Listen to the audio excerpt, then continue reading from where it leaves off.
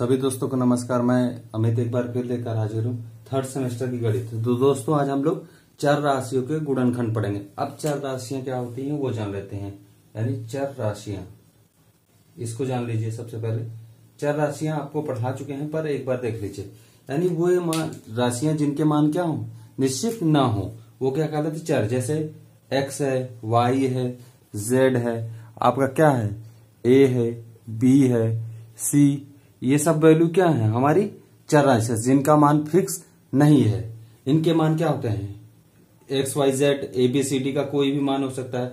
वो चाहे 1 हो, 2 हो, 3 हो, 4 या माइनस का 1 हो, 2 हो या माइनस का 3 या माइनस का 4, कोई भी मान हो, उनके मान फिक्स ना हो। तो गुणनखंड, अब जो यहां मुझे हम लोगों को पढ़ना है, इन राशियों के गुणनखंड पढ़ने हैं। यानी चर राशियों के गुणनखंड। चर राशियों के गुणनखंड कैसे जानेंगे, देखिए। चर राशियों के गुणनखंड निकालने के लिए बहुत सिंपल तरीका है। यानी जैसे कहीं x की पावर 2 लिखा हो तो इसके गुणनखंड क्या होंगे, x गुणे x, या आपका कहते x इंटू वाई या x स्क्वायर वाई हो तो इसके गुणनखंड क्या होंगे, x गुणे x यानी 2x है और गुणे y, या हम कह ले x की पावर 3 प्लस 1, तो इसका गुणनखंड क्या होगा। ये एक फार्मूला है जो ये लिखा हो, तो यानी क्या हो जाएगा, इसका फार्मूला होता है x प्लस 1, एक ब्रैकेट में दूसरे में x स्क्वायर प्लस का 1 माइनस का x इंटू 1 यानी x। ये आपके इसके गुणनखंड निकल कर आएंगे। और भी कई राशियां, जैसे अगर हम कहते हैं x स्क्वायर प्लस x हो तो इसका गुणनखंड क्या होगा, 1 2, देखिए एक x यहाँ 2x यहाँ, यानी इसको हम क्या लिख सकते हैं, x into x plus x। तो इन दोनों में से एक x कॉमन ले सकते हैं ना, यानी एक x कॉमन ले लेंगे तो क्या बचेगा, x प्लस 1।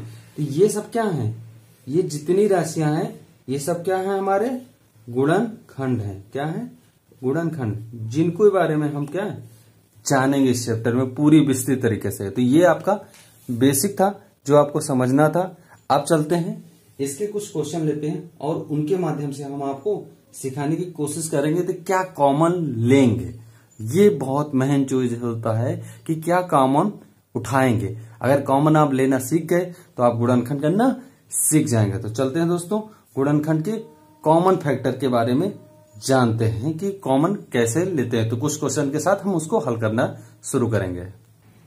तो दोस्तों यहाँ हमारे सामने कुछ क्वेश्चन है, इनके बारे में हम कैसे निकालते हैं और देखते हैं। तो यहाँ देखिए, इसे ए कर लीजिएगा। ये यहाँ पे ए बी है, यहाँ पे ए सी है, यहाँ पे ए डी है। तो देखिए एक ऐसा टर्म है जो सभी में है, वो क्या है, ए है। ए देखिए सभी में है पहला टर्म, बाकी बी सी और डी है। यानी कॉमन क्या हो सकता है, इन तीनों में से एक कॉमन हो सकता है। बाकी आप क्या लिख सकते हैं, ये वाला यहीं बच जाएगा तो इसे लिख दीजिए, यहां से ए चला गया तो यहाँ सी बचेगा, इसे लिख दीजिए, यहां से ए चला गया यहाँ डी बचा, तो इसका गुणनखंड ये होगा। अब देखिए इस वाले क्वेश्चन में ए एक्स प्लस ए वाई का गुणनखंड क्या होगा। तो यहाँ देखिए ए कॉमन लीजिएगा, एक्स प्लस वाई हो जाएगा, जो ए दोनों में है वो कॉमन ले लेंगे। अगला वाला क्वेश्चन देखते हैं। इस वाले क्वेश्चन में जो हमारा बेसिक होगा वो क्या होगा, देखिए 3xy, इसको आप थोड़ा तोड़ लीजिए, इसको क्या लीजिए x इंटू और इसको भी तोड़ लीजिए 3 इंटू 3 में, 2 इंटू 3 में, और x 2x है, एक और x लिख लीजिए इंटू वाई प्लस 3 लिख लीजिए इंटू एक्स इंटू वाई गुणे वाई। तो आप देखिए कॉमन क्या है, देखिए 3 भी है मिल रहा है, यहाँ भी 3 है, यहाँ x है, यहाँ x है, अगला x है ही नहीं, एक y यहाँ भी है, यहाँ 2 y है तो एक y। यानी हम कॉमन क्या ले सकते हैं, दोनों में से 3 मिल गया, x मिल गया और एक y मिल गया। तो यहाँ क्या बचेगा, 3 चला गया, x चला गया, y चला गया, बचा 2x, और यहाँ से क्या बचेगा, 3 चला गया, x चला गया, y चला गया, यहाँ क्या बचेगा, y। तो ये इसके गुणनखंड हो गए। अभी देखिए दोस्तों, जिन लोगों को आ रहा है वो कृपया क्या करें, आप स्किप कर लीजिएगा, वीडियो थोड़ा बढ़ा लीजिए और उसके बाद देखिएगा। आपको बेसिक क्वेश्चन केवल हम उन लोगों को ले रहे हैं अभी जो समझ में आए, बाकी हम क्वेश्चन आप धीरे धीरे स्टैंडर्ड पढ़ाते जाएंगे कि आपके लिए भी क्या हो, कुछ ना कुछ मिले। तो चलते हैं नेक्स्ट गुणनखंड देखते हैं। अब यहाँ देखिए ये जो है इस साइड के, ये क्वेश्चन आपको थोड़ा उस बेहतर के लेवल के हैं। X square plus y z plus x y plus x z, इन तीनों में से ऐसा कोई टर्म है जो एक कॉमन हो सकता है, लेकिन हम यहाँ दो दो का टर्म बनाने की कोशिश करेंगे जिससे हमारा क्या हो, आसानी से कॉमन हो सके। यानी हम इसको ले लें साथ में और इसको लिख लें, यानी X square plus x Y लिख लें और अगले वाले में क्या लिख लें, वाई जेड और एक्स जेड लिख लें एक साथ। अब यहां से क्या कॉमन, देखिए एक्स एक्स यहाँ भी है यहाँ भी है, तो एक एक्स यहाँ भी था लेकिन वो कॉमन नहीं लेंगे क्योंकि हम दो दो का पेयर बनाने की कोशिश करेंगे। तो एक एक्स कॉमन ले लेंगे तो यहाँ एक एक्स बच जाएगा, दो एक्स थे एक एक्स बच जाएगा, यहाँ से एक्स चला गया तो यहाँ वाई बचेगा। अगले वाले में से क्या करेंगे, देखिए क्या है कॉमन, जेड दोनों में है बाकी कुछ नहीं, तो जेड कॉमन ले लिया और एक्स प्लस वाई आप चाहे इधर भी पहले वाले लिख सकते हैं या इधर वाला पहले से, कोई फर्क नहीं हो। अब देखिए इन दोनों में ये कॉमन है, इन दोनों में ये समान हो गया तो इसे कॉमन ले सकते हैं, यानी एक्स प्लस वाई एक ब्रैकेट में, अगले ब्रैकेट में क्या हो जाएगा, ये और ये हो जाएगा।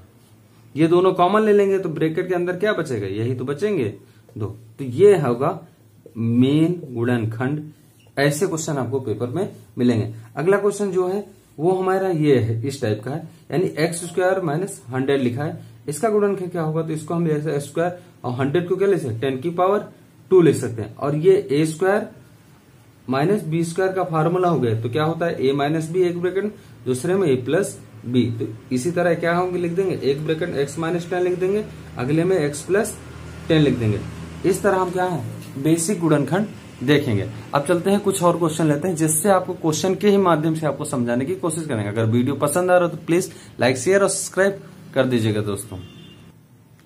तो अगले जो हमारे क्वेश्चन है वो ये है, इनके देखते हैं गुणनखंड कैसे निकालते हैं। अब यहाँ पे जो हमारा नेक्स्ट क्वेश्चन है ये, इसको हम देखने के लिए थोड़ा बेसिक में तोड़ सकते हैं, तो आपको क्या है गुणनखंड दिखने लगेगा। इसमें कोई कॉमन नहीं दिख रहा है, ना ये किसी की टेबल में आता है ये किसी की टेबल में आता है। ये यहाँ से अगर हम क्या कर कॉमन ले लें, 2 कॉमन ले लें तो काम बन सकता है, यानी 2 कॉमन ले लेंगे तो इसे 36 हो जाएगा, 36 है स्क्वायर, और ये क्या बच जाएगा हमारा, इसको जब हम कॉमन लेंगे तो ये 49 बी स्क्वायर। अब ये हमारा थोड़ा क्या है बेसिक फार्मूले जैसा दिख सकते हैं, यानी हम इसको लिख सकते हैं, क्या लिख सकते हैं 36 को 36 यानी 6 का स्क्वायर यानी 6a का होल स्क्वायर, और इसको क्या ले सकते हैं 49 को क्या ले सकते हैं 7b का होल स्क्वायर। तो ये हमारा ए स्क्वायर माइनस बी स्क्वायर का फार्मूला बन गया, किसका, ए स्क्वायर माइनस बी स्क्वायर का फार्मूला आपको पता है, अभी जस्ट नेक्स्ट क्वेश्चन में लगाए थे, यानी a square minus B square equal to होता है ए माइनस बी, एक ब्रैकेट में ए प्लस बी, तो यहाँ अंदर लगेगा और 2 बाहर ही रह जाएगा, यानी जो आंसर आएगा फाइनल वो आएगा 6a एक ब्रैकेट में माइनस का 7b, अगले ब्रैकेट में आ जाएगा 6a प्लस का 7b। तो मेरा फाइनल आंसर जो आएगा वो ये आएगा। अगला जो है क्वेश्चन वो, यानी इसको हम कह सकते हैं 144 एक्स स्क्वायर, यानी ये भी किसी का स्क्वायर है, किसका 12 का, तो इसको 12 और एक्स को पूरा ब्रैकेट लगाकर बाहर लिख देंगे, और 1 का स्क्वायर आपको पता है 1 होता, तो ये आपका फार्मूला बन गया, यानी a square minus B square का फिर फार्मूला बन गया, और एक ब्रैकेट में आता है ए माइनस बी और एक ब्रैकेट में ए प्लस बी। ये आपका क्या है सूत्र है दोस्तों, ये आपको समझाने के लिए है। तो इसको इस रूप में लिख दीजिए, किस रूप में, इस रूप में, ये होगा 12x एक ब्रैकेट में माइनस का 1, अगले ब्रैकेट में हो जाएगा 12x प्लस का 1। ये बेसिक आपके क्या है गुणनखंड है। जो आप क्वेश्चन आपको मिलेंगे वो ऐसे मिलेंगे या ऐसे मिलेंगे, इस बार से आपको क्वेश्चन पेपर में इसी पॉइंट ऑफ व्यू से देखने को मिलेंगे। चलते हैं इनको भी देखते हैं कैसे हल करेंगे। तो ये हमारा ये क्वेश्चन है, इसको हम क्या ले सकते हैं, देखिए ऐसे जब दिखे तो पावर बढ़ती जाए तो इसको ऐसे का ऐसे लिख दें, अब 2 दूनी 4 तो खोल देंगे। अब ये इसको लिख सकते हैं y का स्क्वायर और इसको स्क्वायर, तो आप देखिए ये ए स्क्वायर हुआ, ये ढक लीजिए तो क्या हुआ, इस पूरे को क्या मान लेंगे ए स्क्वायर, इस पूरे को बी स्क्वायर, यानी ये अगले ब्रैकेट में लिख सकते हैं फार्मूला सूत्र लगाते हुए, यानी X square minus Y square, केवल यही तो पूरा है। देखिए A square minus B square का फार्मूला लगाइए, ये हो जाएगा एक ब्रैकेट में, दूसरे ब्रैकेट में X square plus Y square. अब इसका तो हम कर नहीं सकते, लेकिन ये हमारा एक फार्मूला है किसका, फिर से ए स्क्वायर माइनस बी स्क्वायर, यानी एक ब्रैकेट में एक्स माइनस वाई और अगले में आ जाएगा x प्लस वाई, और ये वाला ऐसे के H2S ऐसे ही उतर आएगा। तो हमारा जो बेसिक गुणनखंड आएंगे वो ये हमारा आंसर फाइनल रूप में गुणनखंड के रूप में आप पेपर में लिखेंगे। अगला जो क्वेश्चन है ये है 49 को क्या ले सकते हैं, इस 49 को क्या ले सकते हैं 7, और इस x को पूरा हटाकर ये लिख सकते हैं, और इस y को y रहने दें, 36 को 6 लिख सकते हैं, यानी 6 का स्क्वायर और पूरे का स्क्वायर, ये आपका पूरा a स्क्वायर हो गया, ये पूरा b स्क्वायर, यानी एक ब्रैकेट में आंसर आएगा x माइनस वाई, और सॉरी 7/x, और एक ब्रैकेट में y माइनस 6, ये हमारा पूरा एक ब्रैकेट में आएगा। अगला आएगा 7/x प्लस y/6, ये आपका a square minus b square का जो वैल्यू होता है उसी के रूप में हमको फाइनल आंसर इस रूप में मिलेगा। तो चलते हैं फ्रेंड्स और भी क्वेश्चन देखते हैं। आज केवल क्वेश्चन प्रैक्टिस करेंगे। गुणनखंड आपको सीखना है तो क्वेश्चन प्रैक्टिस ही आपका बेसिक फंडा है। गुणनखंड सीखने का यही सबसे आसान तरीका है। तो आपको कुछ ए टाइप के अभी करा रहे हैं, फिर बी टाइप के क्वेश्चन कराएंगे जिसमें कुछ टर्म क्या बीच की मिसिंग हो, तो वो क्वेश्चन आपको भी कराएंगे। तो पहले चलते हैं बेसिक जो जानते हैं, जो मेन है, जो क्वेश्चन में पेपर में पूछे जाते हैं, तो वो भी आपको देखने की जरूरत है। चलते हैं नेक्स्ट क्वेश्चन उठाते हैं। दोस्तों जो नेक्स्ट क्वेश्चन है वो ये है। तो यहाँ देखिए जो हमारा 10वां क्वेश्चन है वो ये दिख रहा है। इसको कैसे हल करेंगे, यहाँ देखिए a plus b plus minus c का होल स्क्वायर है, और यहाँ a plus b minus c का होल क्यूब है। तो यहाँ होल क्यूब का मतलब क्या है, ये वाला 2 इसमें आएगा, यानी इस पूरे का कितनी बार गुणा है 3 बार, इसका 2 का मतलब है कि इस पूरे का कितनी बार है 2 बार गुणा है। तो यहाँ 2 बार वाला क्या कर लेंगे, a plus b minus c का होल स्क्वायर क्या कर लेंगे, बाहर कर लेंगे। साथ में देखिए क्या और कॉमन होगा, 11 के पहाड़े में 33 भी आता है, 11 के पहाड़े में 55, यानी यहाँ एक साथ क्या होगा 11 भी कॉमन होगा। साथ में एक चीज और कॉमन हो सकता है, x यहाँ भी है, x यहाँ भी, तो ये भी लिख लें। तो यानी हमारा जो कॉमन होकर आएगा 11x a plus b minus c का होल स्क्वायर। क्या बचेगा, 11 33 यानी 3 बचेगा, x चला गया बाहर और ये भी चला गया पूरा बाहर, तो यहाँ 3 बचेगा, यहाँ माइनस वाला बचेगा, और साथ में क्या बचेगा 5, 11 बचे 55, x आज पहले ही चला गया बाहर तो y बचेगा। अगले ब्रैकेट में क्या बचेगा a प्लस बी माइनस सी, और होल क्यूब नहीं बचकर क्या बचेगा, केवल पावर 1, 2 चली गई हैं बाहर तो 1 पावर यहाँ बचेगा। जो हमारा गुणनखंड आएगा वो ये बेसिक रूप में हमें गुणनखंड के रूप में मिलेगा। नेक्स्ट क्वेश्चन देखते हैं।